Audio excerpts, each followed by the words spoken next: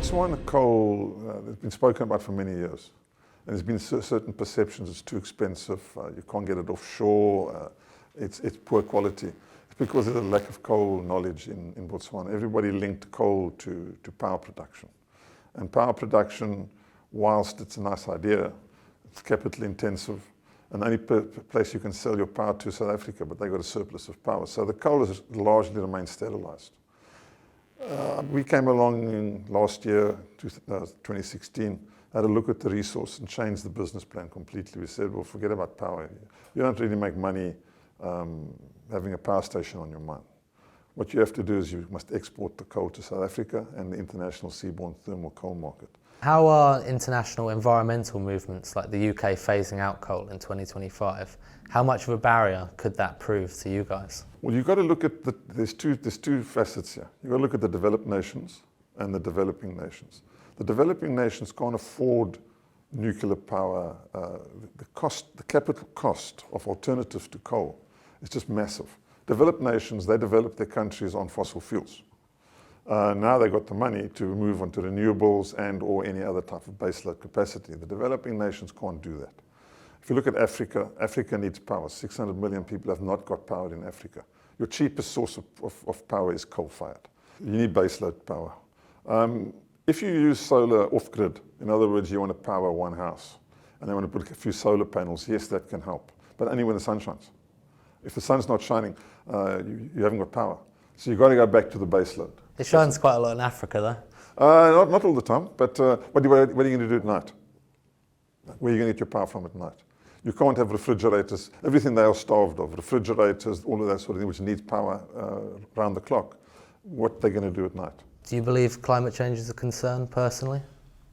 I don't have a personal view about climate change. What I do have a very personal view about is what the coal industry has done to address climate change.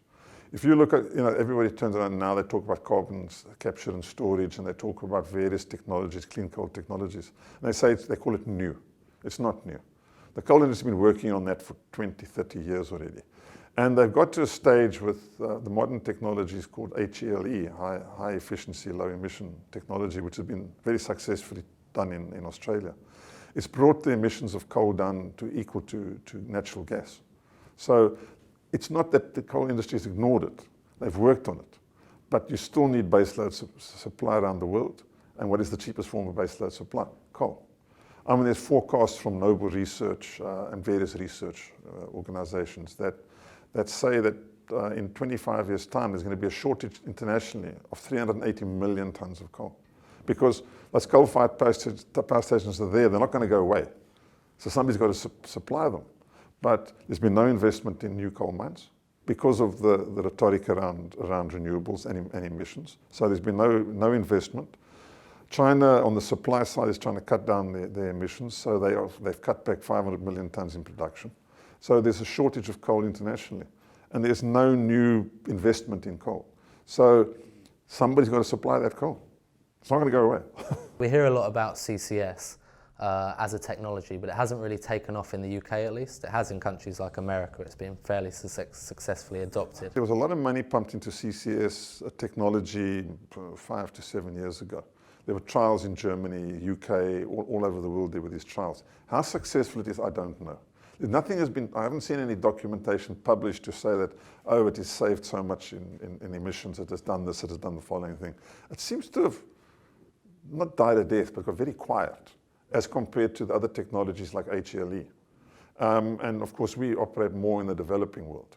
So the developing world don't talk about CCS, they talk more about clean coal technology. Look, climate change is real, and renewables have a part to play. On-grid and off-grid. Let's not deny that for one moment. But baseload capacity is needed in developing nations. You have to have it. And you have a choice. You have hydro, but there's droughts in Africa. Where is this water going to come from? You've got nuclear technology, which is almost 4 times the cost of coal. You've got gas, which is not freely available in the developing world. So what's left? Coal.